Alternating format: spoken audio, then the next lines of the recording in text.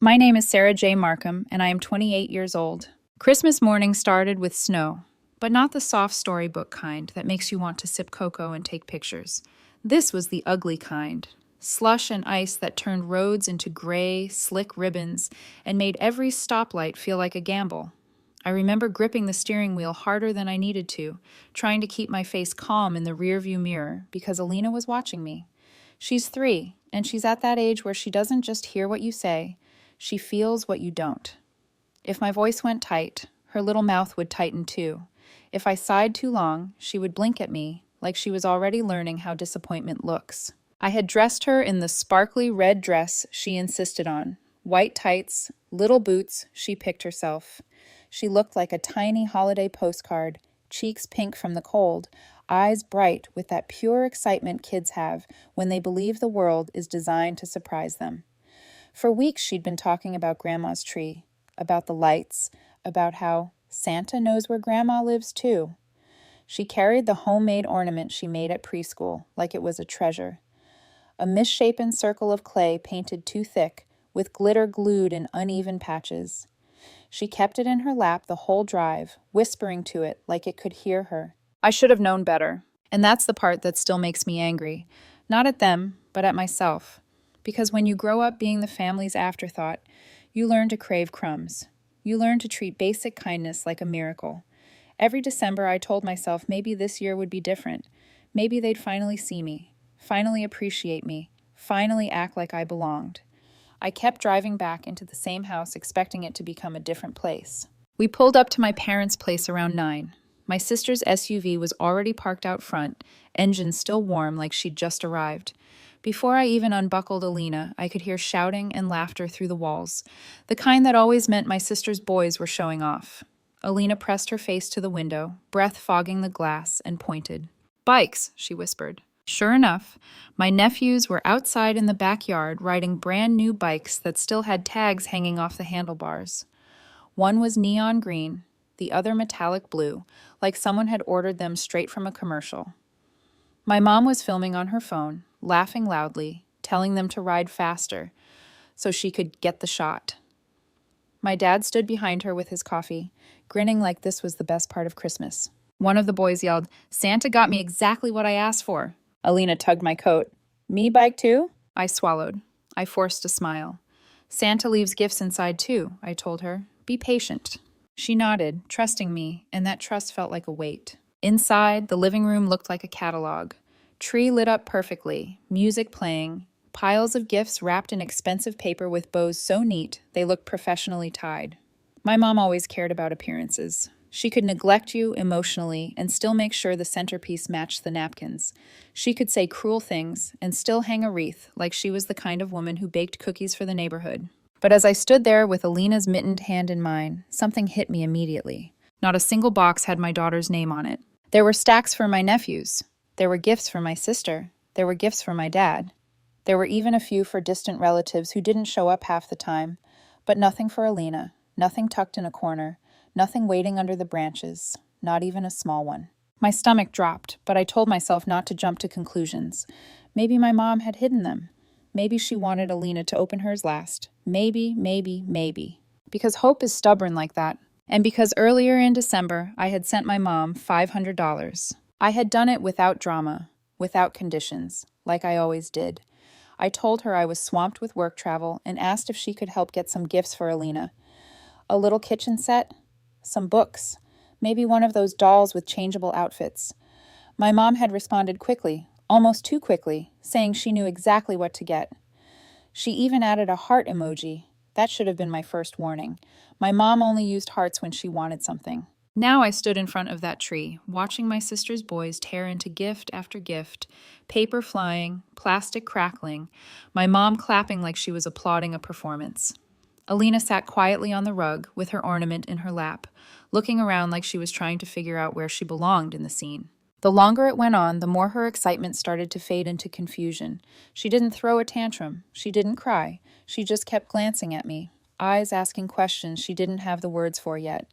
Why don't I have anything? Did I do something wrong? Am I invisible? I tried to distract her. I pointed out the ornaments. I let her hang her preschool one on the lower branch. She stood on her tiptoes, carefully pressing it into place, and for a second she smiled again. Then my mom finally moved. Not toward the tree, toward the sideboard. She pulled out a small, crushed-looking box like it had been forgotten there. It wasn't even under the tree. It wasn't wrapped in fancy paper. The wrapping looked like it had been used once already, wrinkled and torn in the corner, taped back together lazily. My mom held it out like she was doing Alina a favor by remembering her at all. "Here," she said, voice too loud, drawing attention. "This one is for you." Alina's face lit up instantly because she's 3 and she still believes grown-ups are good. She took the box with both hands and opened it slowly, carefully, like she didn't want to tear the paper too fast and risk ruining the moment. Inside was a plastic doll. Dollar store quality, maybe worse. No packaging, no accessories. Just a broken toy shoved into tissue paper, like an insult wrapped in thin disguise. It was missing a leg. Alina blinked. She looked down at it, then up at me, her smile dropping so fast it made my chest hurt. She didn't cry. She didn't even frown the way adults do. She just looked confused, like her little brain couldn't reconcile the idea that Santa and Grandma could give something broken on purpose. And then my mom said it, loud enough for everyone to hear. That's what happens when your mom's a disappointment to us. The room shifted. My sister burst out laughing like it was the funniest thing she'd heard all year. Her kids laughed too, not because they understood, but because they'd learned that cruel things were what you laughed at in that house. My dad chuckled under his breath, the kind of laugh that pretends it's harmless but still chooses a side. Alina's eyes widened. She looked back down at the doll, like it might suddenly make sense. Like maybe she was holding it wrong. Like maybe if she stared hard enough, the missing leg would appear. I crouched beside her. I didn't cry. I didn't let my voice shake. I leaned close and whispered something only she could hear, something soft and steady, because she deserved that, even if I didn't. "It's not you," I told her. "You didn't do anything wrong." She nodded like she believed me, because she has no reason not to. Then I stood up with her hand in mine, and I realized something in the same instant. What they had just done wasn't an accident. It was a message, a performance, a way to make sure I remembered my place in front of everyone, even in front of my child. And what none of them knew was that I hadn't brought in our gifts yet. My car was parked down the street, not in the driveway. In the trunk were 2 large black bags filled with wrapped presents, all hand-picked, all expensive. Designer perfume for my mom, a $900 drone for my sister's oldest, a leather tech backpack for my dad, custom monogram jackets for everyone. I had asked them weeks ago what they wanted, and they sent me lists like they always did. I didn't ask for a dime, I just paid. Because that's what I always did. I didn't say anything. I didn't argue. I didn't give them the satisfaction of seeing me explode.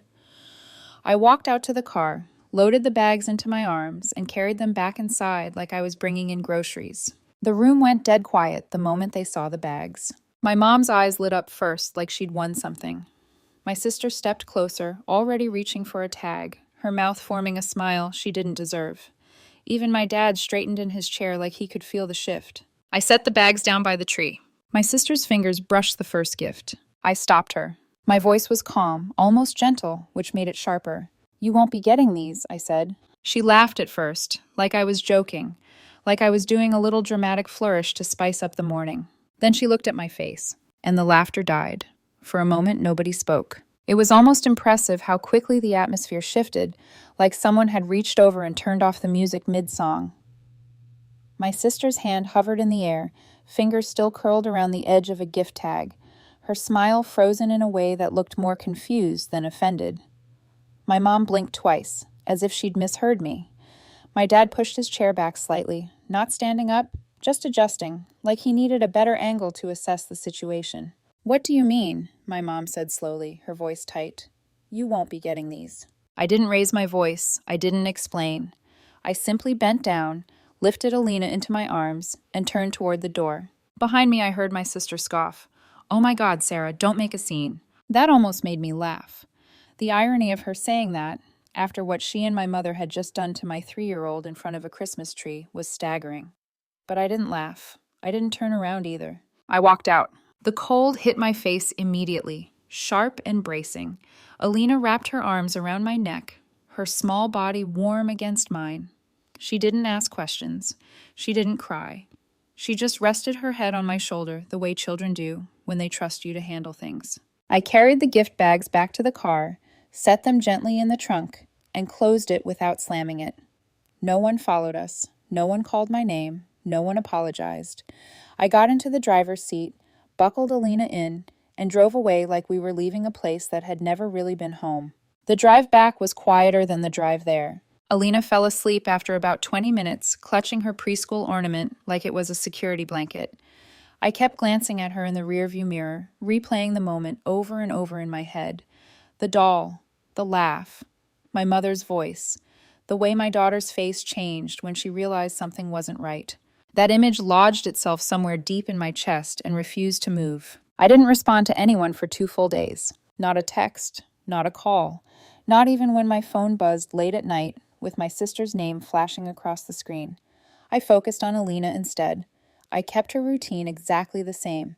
Cartoons in the morning, pasta for dinner, bath time at the same hour. We colored. We read the same book 3 times because she liked the way I did the voices. The broken doll sat on a chair in her room. She didn't touch it. She didn't throw it away either. She just left it there, like something she didn't want but wasn't sure she was allowed to discard. That somehow hurt more than if she'd cried or asked questions. It meant she was already learning how to accept disappointment quietly. On the 3rd day, my sister cracked. Her text came through in the afternoon, casual on the surface, sharp underneath. "Are you done throwing a tantrum yet?" I stared at the screen for a long moment before locking my phone and setting it face down on the counter. An hour later, another message came through. "The boys are confused about why their aunt stormed out on Christmas." Still nothing from me. My mom waited until that evening. Her message was longer, carefully structured, the way she always wrote when she wanted to sound reasonable. She said I embarrassed her. She said I ruined Christmas. She said Alina was too young to understand and I was projecting my own issues onto a child. Then she added the line that made my hands go cold. "She's used us her entire life after all we've done for you." I read that sentence over and over, trying to understand how someone could say that with a straight face. Used us. As if the years of money, favors, and emotional labor I'd poured into that family had simply vanished from memory. As if I hadn't been the one, smoothing over arguments, covering bills, buying gifts, paying for emergencies, and keeping everyone afloat without ever asking for recognition. They really believed they were the victims. On the 4th day, my dad called. I let it ring. He left a voicemail, sounding confused rather than remorseful, asking why I was being so cold. He didn't mention Alina. He didn't mention the doll. He didn't mention what my mom said. Just vague disappointment that the usual flow of things had been interrupted. That night, after Alina went to bed, I opened the trunk of my car. The gifts were still there, perfectly wrapped, untouched, each one labeled with a name written in my handwriting. I carried them inside and lined them up in my living room, setting them out like exhibits. My mom's perfume, my dad's backpack, my nephew's toys, my sister's tech accessories.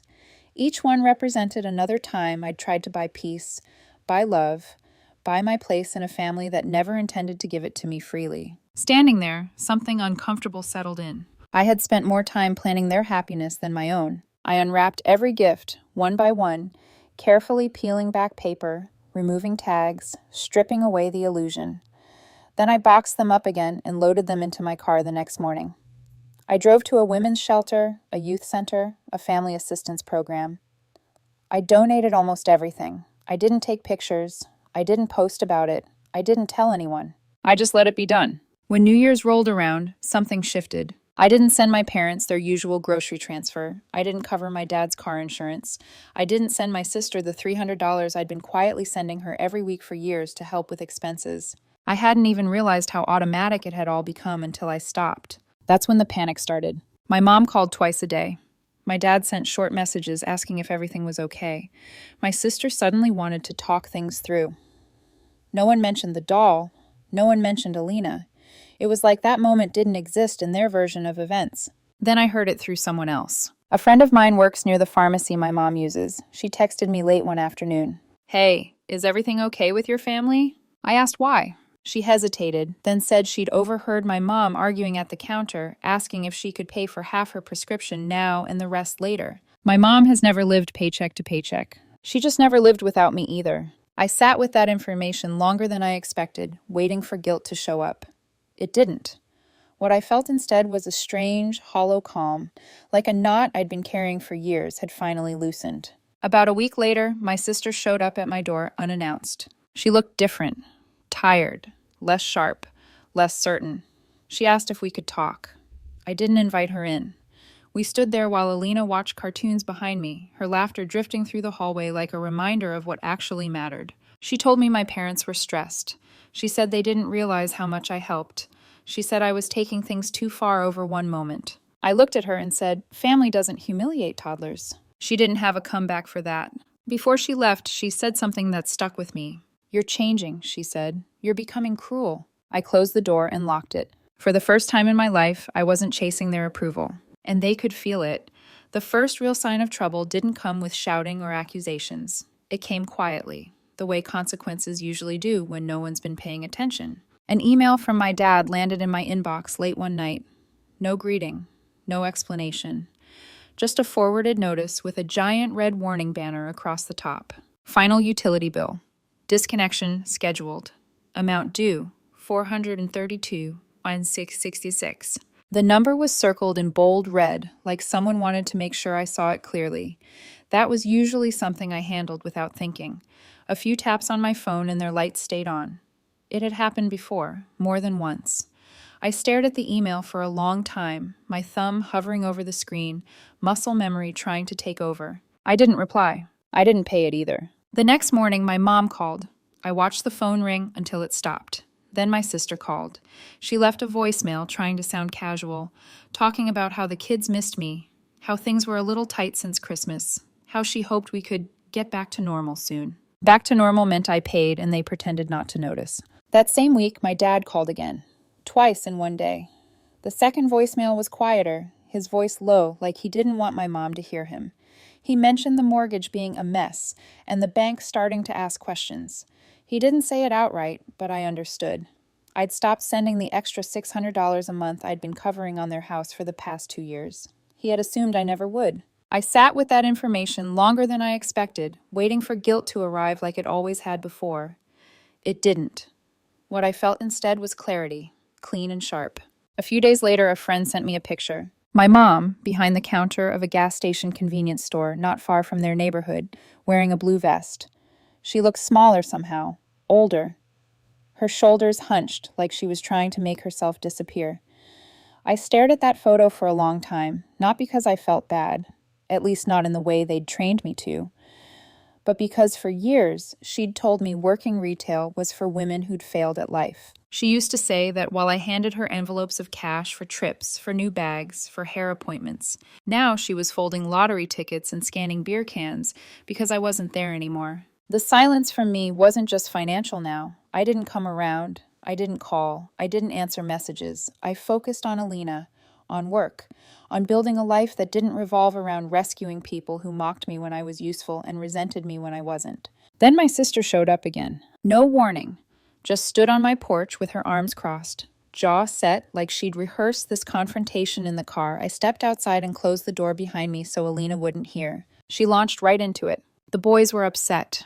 Our parents were stressed. The electricity had been cut for a full day last week. Then she said the sentence she thought would finally break me. "You're really going to let us fall apart just to prove a point?" I looked at her and realized something unsettling. I wasn't trying to prove anything. "I'm not proving a point," I said evenly. "I'm removing myself from the game." She scoffed, shaking her head. "You've always been like this, keeping score, waiting for the moment you can punish us." I almost laughed. The projection was so obvious it hurt. "I paid," I said. "For years. You laughed. You took. You watched my daughter get humiliated and didn't say a word. This isn't punishment, it's boundaries." She called me selfish. Then, almost as an afterthought, she asked if I still had any of the gifts. I told her where they went. The shelter downtown, the youth center, the family assistance program, the same places my mom used to sneer at when I volunteered, telling me I was wasting my time on people who didn't matter. Her face dropped. Then she said something quieter, something that felt closer to the truth than she probably intended. "You're starting to enjoy this, aren't you?" I didn't answer. But later that night, when I was lying in bed, staring at the ceiling, I admitted something to myself I didn't like. She wasn't entirely wrong. Not in the gloating, rubbing it in way, but in the deep, quiet way of someone who had spent years being treated like a failure while single-handedly holding up the people doing the mocking.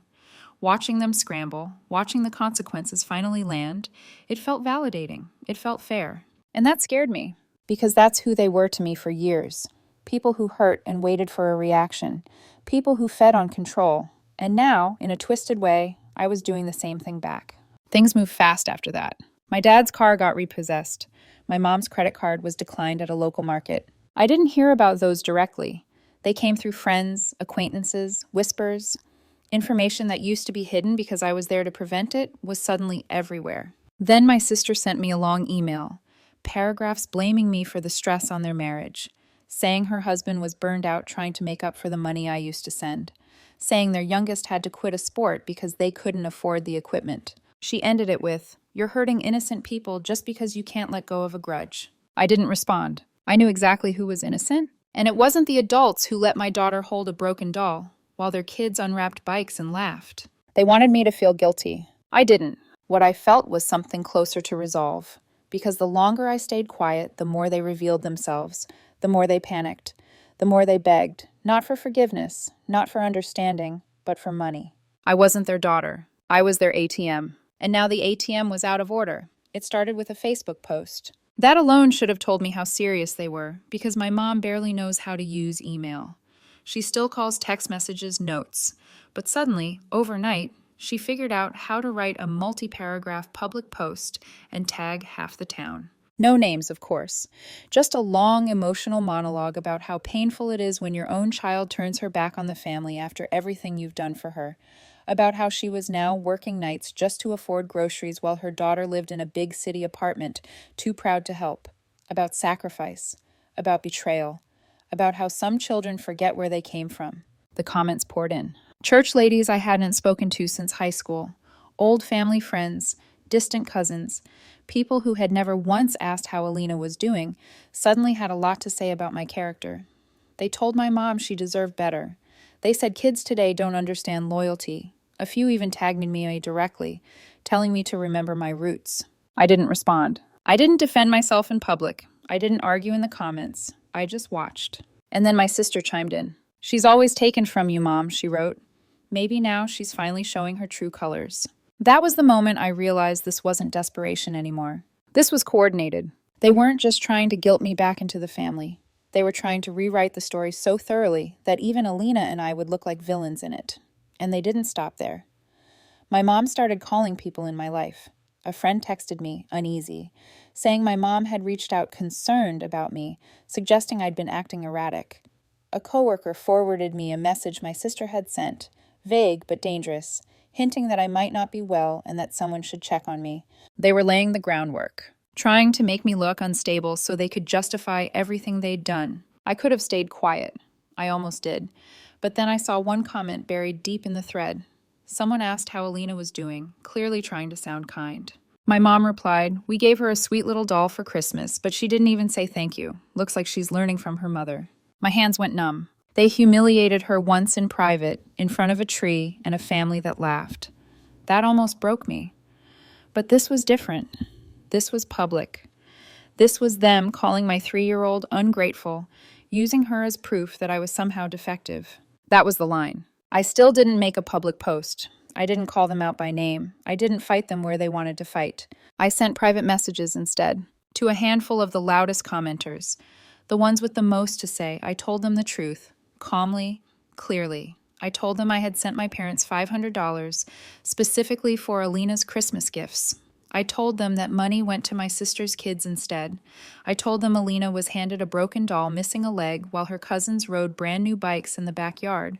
And I sent one photo. Alina sitting on my couch, the doll in her lap, her face confused and small. I didn't add commentary. I didn't plead my case. I didn't ask them to take sides. I just let the truth sit there. By morning, my mom's post was gone. No follow-up, no clarification, no apology. It vanished like it had never existed.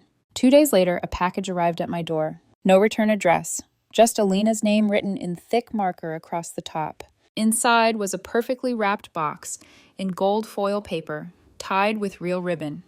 Inside that was an American Girl doll. The exact one Alina had circled in a catalog at the beginning of December, still in its box.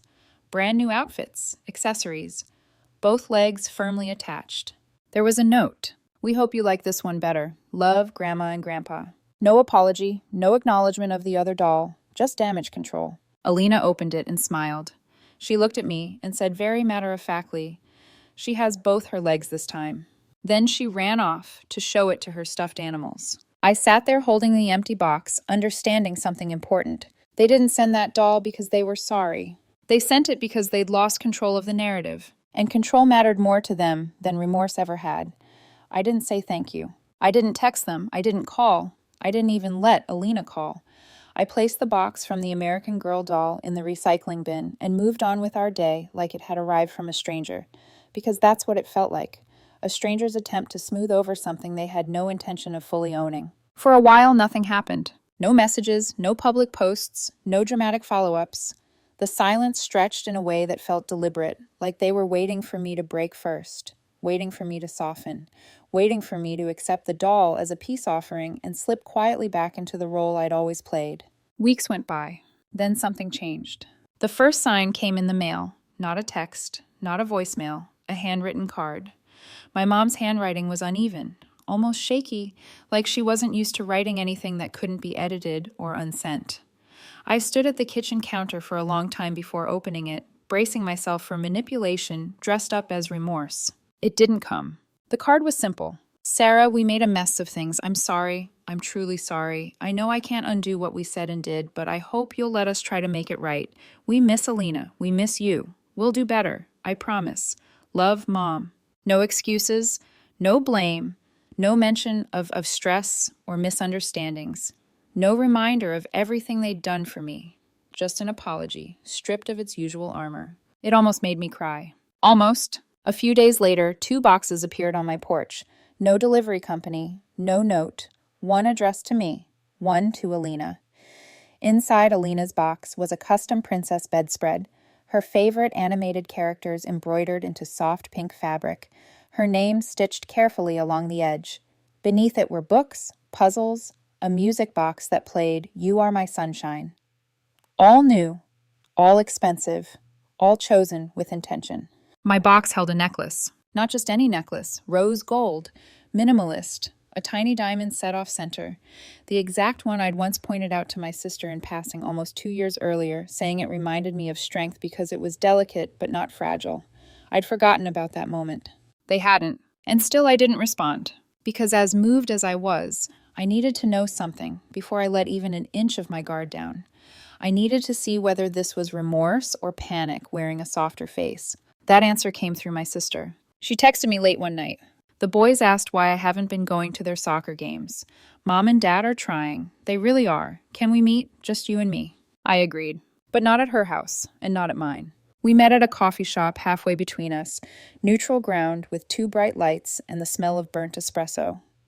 She was already there when I arrived, sitting with her hands wrapped tightly around a cup she hadn't touched. She looked older, worn down, like someone who'd been holding her breath for weeks and finally realized she couldn't anymore. She didn't waste time. "They used you," she said quietly. "All of us did. We never respected what you did because we didn't think you'd ever stop." I said nothing. I just waited. She went on, her voice shaking now. She said my mom cried when she saw the photo of Alina with the broken doll. Said she'd never felt smaller. Said they talked about paying me back. Not just the $500. Everything. Selling things if they had to. Her husband's motorcycle, my dad's coin collection, even some of my mom's old jewelry. I didn't react. I wasn't holding my breath. Then she asked the question she'd been building toward the whole time. "Are you coming for Easter?" I looked at her and answered honestly. If they want me there, they can start by wiring the $500 they owe Alina. Not a check, not cash, a direct deposit, and a note addressed to her that says, "We're sorry," clearly. She stared at me for a long moment. Then she nodded. I left without saying goodbye. 3 days later, the money appeared in my account. Exactly $500. The memo line read, "Alina." No message, no apology attached, just cold, quiet repayment. That night, an envelope arrived, hand-delivered. Inside was a card addressed to Alina. My mom's handwriting again, slow and careful. "We're sorry for the doll, sweet girl. You deserve better. We'll do better." I read it to Alina before bed. She listened, nodded, and said, "Okay," like it was the easiest thing in the world. 3 years old, and already more emotionally honest than half the adults in my family. Easter came. They waited. They sent photos of the table, of the food, of the egg hunt, even a small basket on the porch with Alina's name written on it in pink marker. I didn't reply. I didn't go. And for the first time, the pressure wasn't on me. It was on them. The silence after Easter felt different from the silences that came before it. It wasn't sharp. It wasn't loaded. It didn't buzz with expectation or threat. It just existed. My phone stayed quiet. No late-night guilt texts. No sudden emergencies. No carefully worded apologies asking for a fresh start. For the first time in my life, my family wasn't asking me for anything at all. And that should have felt like relief. In some ways, it did. The constant knot in my stomach loosened. I slept better. I stopped flinching when my phone buzzed. I planned my weeks without mentally reserving space for whatever crisis they might manufacture next. Alina and I built small routines that belonged only to us. Pancakes on Sundays, walks after dinner when the weather allowed, planting flowers on the porch and letting her water them until the soil turned to mud. But something else crept in too, quieter and more unsettling. I noticed myself rereading the apologies. Not because I wanted to forgive them, but because I was waiting. Waiting for the other shoe to drop. Waiting for the moment their remorse would twist back into entitlement. Waiting for them to prove me right. And somewhere in that waiting, I realized something that scared me more than their cruelty ever had. I was starting to enjoy their discomfort. Not in a loud, vengeful way. Not in a way that made me want to brag or punish them publicly, but in a deep, private way that felt too familiar. I recognized it because it was the same feeling they'd fed off for years. Power, control, the satisfaction of watching someone squirm because you finally held the upper hand. That's when I knew I had to stop. Not for them, for me. I didn't want to become a mirror image of the people who hurt my child. I didn't want Alina growing up watching me measure my worth by how much leverage I had over others. I wanted her to see boundaries, not revenge. Peace, not prolonged war. So I pulled back. No more tests, no more conditions, no more waiting to see how badly they wanted me back. I stopped tracking their behavior. I stopped asking my sister for updates. I stopped checking the family group chat I'd muted months ago and never reopened. I stopped letting their attempts at reconciliation occupy space in my head. Instead, I built something new. Smaller, quieter, ours. I took Alina to the park on Saturdays. I let her pick which book we read at night, even when it meant reading the same one 3 times in a row. We decorated our own tree the next Christmas, mismatched ornaments and construction paper snowflakes taped to the wall. No audience, no judgment, just joy that didn't depend on anyone else's approval. My parents still call sometimes. They ask if they can see her, if we're coming by, if we want to start fresh. I say, not yet. Sometimes I say, not now. Sometimes I don't answer at all. And for the first time, I don't feel like I owe them an explanation. Because love doesn't come with strings. Respect doesn't require endurance. And family doesn't get to hurt a child and then buy their way back in. I don't hate them. I don't wish them harm. I just refuse to keep shrinking so they can feel tall. That's the peace I found.